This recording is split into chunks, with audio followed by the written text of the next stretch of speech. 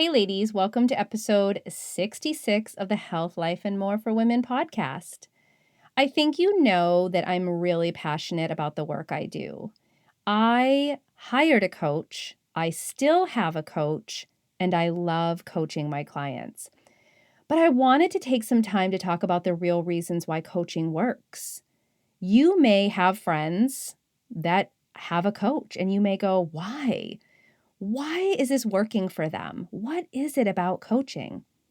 I want to give you my top 3 reasons I believe that coaching works. So let's dive in.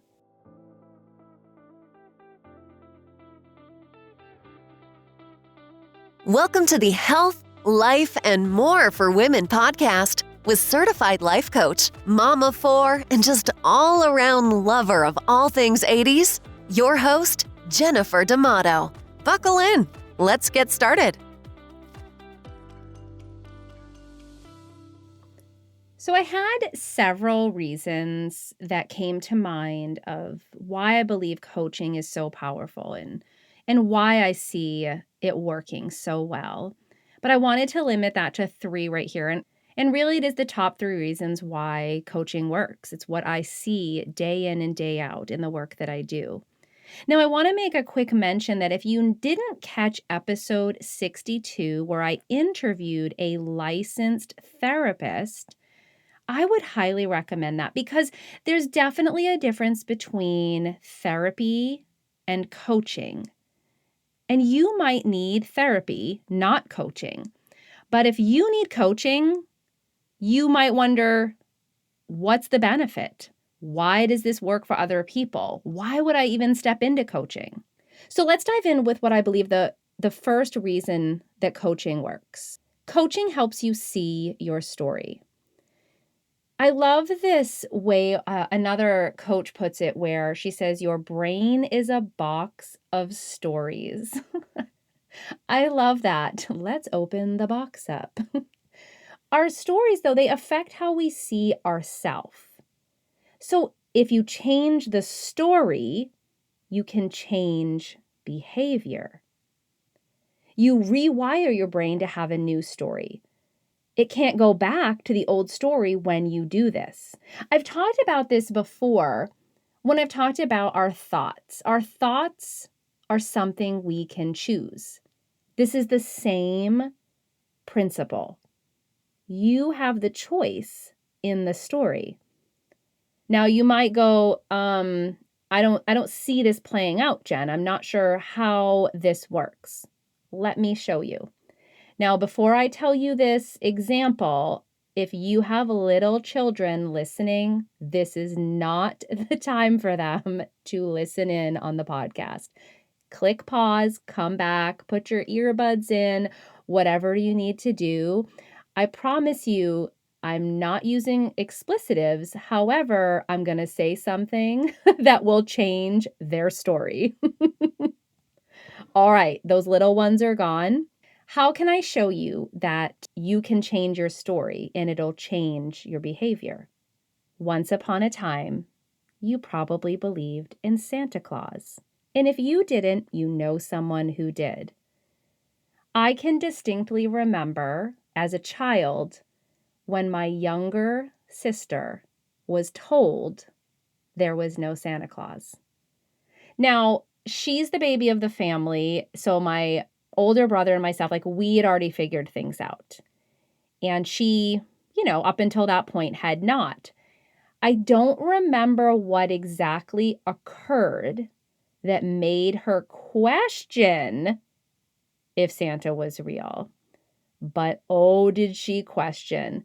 I believe my parents took her out on our back porch. We had this beautiful back deck area and sat her down and had the whole conversation. My mom cried. At the time, I didn't get it. I can totally understand as a mom now. But then, moving forward from that point on, my sister had believed this story. We had all believed this story that Santa is real and he comes on his sleigh and brings us presents and all of the wonderful magicalness of that. When the story changes and your brain actually rewires to the new story, you can't go back to the old story. My sister could not go back to believing in Santa Claus. There was some pain and discomfort with the new story, but she couldn't go back. We can't go back to the old story if we change the story. And think about that then. If we change the story, and I tell you it changes behavior, it had to even change her behavior. She didn't look at the Santas in the mall the same. She didn't even see Christmas morning the same way anymore. Now, I know if you're a parent, like the idea of that might just make you sad or upset, but this is true now. This is true for you as an adult. Coaching causes a disruption in thought. So in coaching, we use questions. It helps you pause, look at your story. The reason this really can't be done alone is when you do this, when you look at your own story, when you dig through these thoughts, it makes you uncomfortable. Our brain wants us to stay safe. It's the greatest thing about our brain. Keep us alive, stay safe, right? And if we unpack those stories and we start to feel uncomfortable, what are we going to do? We're going to stop. Think about that. I'm going to go back to that story with my sister. As soon as she started figuring out on her own that maybe Santa's not real, she started questioning and unpacking that story. She felt uncomfortable. What does she do? She stops questioning, keeps herself safe, and goes to someone who makes her feel safe, right? Helps her work it out. That's what coaching does. You might start unpacking those thoughts. You might start feeling uncomfortable and you're going to stop. But when that comes up in a coaching session and you are in a safe place to talk about those things, to bring that to the table, to have those thoughts be in front of you, then there's someone there to help you work them out. I do believe the reason I listed this one first is, to me, this is the most important reason coaching works. But I don't want to discount the second one. And I've kind of alluded to it a little bit with this uncomfortableness that happens. I believe one of the other reasons why coaching works is because we learn through breakthrough and uncertainty. So when you are in that uncomfortable place, your coach walks you through the emotions. That coach helps you have those aha moments, which really just means you are attaching new meaning to what's happening. That's what an aha moment is, right? You're just having a new meaning to something. The most common phrase I hear from clients is, I've never thought about that. Like, I literally hear that more than anything else. In fact, I had one client I would ask a question to in our sessions, and it was always met with dead silence, like crickets could be heard. And not for like a moment, but for long enough that I actually wondered if their phone cut out. Like, I was seriously being like, did her phone, die or something? Did she hang up because she just was like, I can't believe you asked that? I don't know.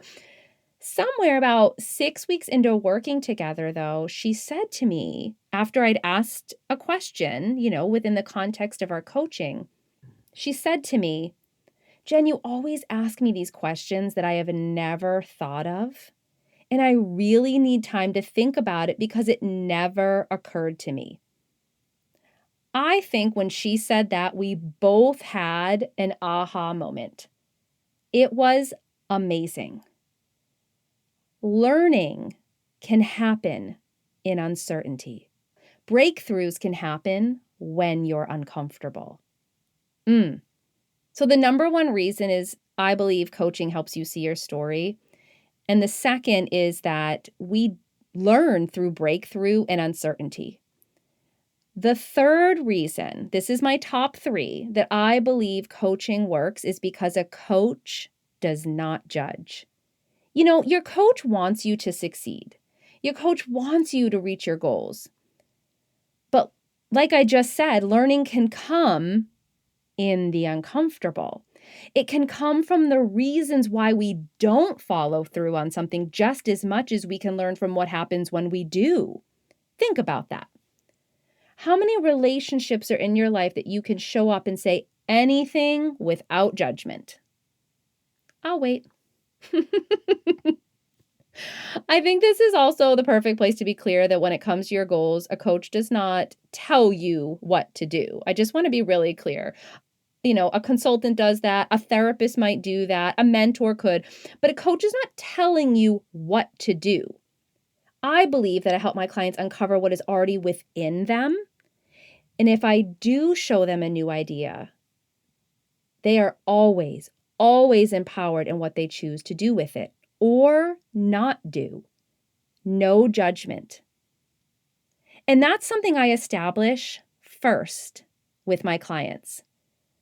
Am I always curious? Yes. Am I going to ask questions? Of course. Are they coming from a place of judgment? Hell no. Never. It's actually changed how I show up in my daily life with this principle. It is not my place to judge. It is my place to help my clients see what is within them. It is my job to help empower my clients to make choices that align with what they want for their life. I am a huge advocate for coaching. Whether you're looking for a relationship coach, you're looking for a business coach, you're looking for a general life coach, or you want to step into working with me as your intuitive eating coach. Coaching works for many reasons, but these three are definitely at the top of the list and so significant. It's actually what makes talking with a coach, meeting with a coach different than chatting with your best friend. I always say a coach is like your best friend. If your best friend knew all of this stuff, had all the tools and the resources and the strategies and the type of questions and gave you that non-judgmental space, yes, your coach is like your best friend if they could do all of this. It was a really great episode I did with my best friend. It's called Unlikely Best Friends. If you haven't listened to that one yet, I highly recommend it. We have a running joke that if I had been paid as her coach over the years, I'd be a freaking billionaire. It is a joke. But she does benefit from having her best friend have all the tools and resources, though. I don't invite coaching into our friendship unless she really wants it. If you're considering entering into a coaching relationship, use these 3 reasons to help you determine if that's the coach for you. Can they help you see your story? Are they going to help you unpack the stories and be empowered to change them? Are they going to help you learn through the breakthroughs and uncertainty? Are they going to be able to ask you powerful questions? And so important, do they hold a space of curiosity instead of judgment? You don't want a coach who's sitting there barking orders, telling you what to do, demanding things of you. You want someone who helps you uncover what's already within you. I've said it before, and I'm going to say it again.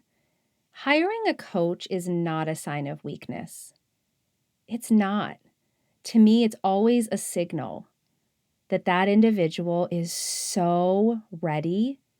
They don't want to wait to get there. They don't want to do it on their own. They don't want to be running in circles anymore. I really wish my eyes had been opened to having a coach at a much younger age. Oh my goodness, I always think, what would life have been like had I had a coach?